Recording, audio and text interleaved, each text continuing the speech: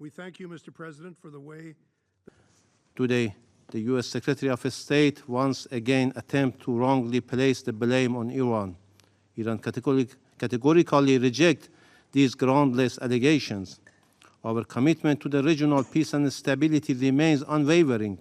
Iran aligned with the international community in endorsing the call for an immediate ceasefire and a cessation of Israeli relentless military aggression, as well as imperative to halt the forced displacement of over 1 million people from Gaza. The United States' unwavering support for the occupation and aggression has rendered it an active part of the problem. The U.S. has further exacerbated the conflict by overtly aligning itself with the aggressor at the expense of the innocent Palestinian population. The rapid provision of military and logistical support to the oppressive occupying regime thus made the U.S. complicit in the brutal massacre of innocent Palestinian people in the Gaza Strip. Mr. President, it is regrettable that today at this chamber the United States, Canada, and certain Western states attempt to shift the blame from the wrongdoer to the victim. They equate the self-defense and right of self-determination of Palestinian people with terrorism, attempting to grant the occupying regime Israel an unjust right to self-defense.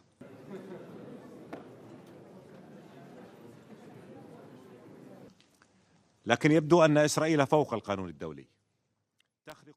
But it seems that Israel is above the law. It is violating international law without any deterrent. It is running roughshod over Security Council resolutions. It's building settlements without any consequences. It is confiscating Palestinian land without accountability. It is expelling Jerusalemites from their homes without accountability. And the Security Council didn't even call for a ceasefire in the current war on Gaza. حتى وقفا لإطلاق النار في حربها الحالية على غزة. شكرا سيدي الرئيس. تشهد الأرض الفلسطينية في هذه اللحظة أحداثا مروعة. ثانيا، وقف كافة الممارسات التي تهدف Sustain an immediate ceasefire in Gaza without any conditions. Second, put an end to 2 other practices that aim to forcibly displace the Palestinian people in their land or outside their lands, which is a grave violation of international law and amounts to a war crime. 3. Provide international protection immediately to the Palestinian people. 4th, ensure the safe, prompt and sustainable delivery of humanitarian aid to Gaza. بالاحتلال. بسم الله الرحمن الرحيم. معالي رئيس مجلس الأمن أصحاب وإنهاء الحصار ويكفل سرعة دخول مساعدات. The international community must take a firm stance to end military operations, to guarantee the protection of civilians, to end the blockade, to guarantee the delivery of humanitarian assistance, to provide medicine, food and water, to prevent a humanitarian catastrophe, to prevent expanding the cycle of conflict.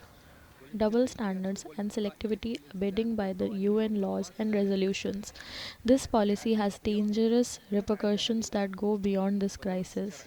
قواعد القانون والنظام الدولي برمته. Thank you, Mr. President. Turkey joins others in thanking. Some prefer to look the other way in face of such atrocities. They prefer not to speak about crimes against humanity and war crimes. They prefer to pretend as if Palestinian people are just numbers and they have no souls and rights. This is absolutely unacceptable. This is sheer hypocrisy and embodiment of double standard that constitutes the very root cause of the problem we are facing today.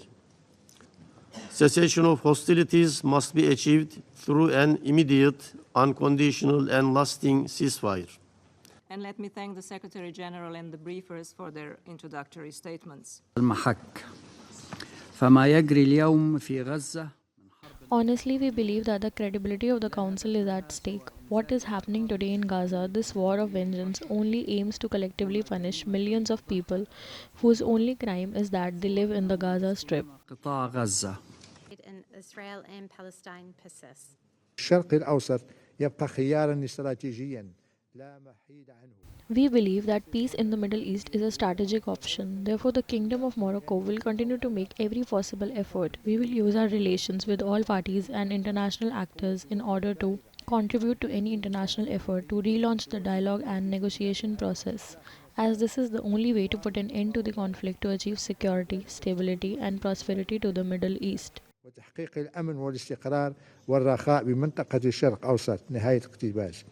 Y coordinada desde las Naciones Unidas y en particular del Consejo de توافقا عليه لوضع حد لهذه الأزمة ولا زلنا نأمل بأن يطلع It is deplorable that the Security Council has not been able to adopt a resolution to put an end to this crisis, and we still hope that the Council will shoulder its responsibility under the UN Charter regarding the maintenance of international peace and security. In recent times, the Security Council has heard different appeals that reaffirm the fact that incomplete solutions lead to this spiral of violence. And we are seeing a new spiral of violence, which confirms once again that the only way of achieving lasting peace in the region is to find a just and lasting solution to the Palestinian question in line with Arab Initiative and the two-state solution. الذي يضمن إقامة دولة فلسطين المستقلة على حدود عام 1967. Terrorism aiming at the civilian population cannot be tolerated. Collective punishment, denial of humanitarian assistance, military attacks on homes, hospitals, places of worship, schools, and facilities where civilians seek refuge are violations of international humanitarian law. We call for an immediate ceasefire. Israel must immediately lift its total siege of Gaza and allow food, water, electricity, medical, and other life-saving supplies, as the deliberate denial is tantamount to collective punishment of the 2-3 million Palestinians living in Gaza, half of whom are children. We're all determined to prevent this conflict from spreading. To that end, we call on all member states to send a firm, united message to any state or non-state actor that is considering opening another front in this conflict against Israel, or who may target Israel's partners, including the United States. Don't throw fuel on the fire. Members of this council, and permanent members in particular, have a special responsibility to prevent this conflict from spreading. I look forward to continuing to work with my counterpart from the People's Republic of China to do precisely that when he visits Washington later this week. Let me say this before this council, and let me say what we've consistently said to Iranian officials through other channels. The United States does not seek conflict with Iran. We do not want this war to widen.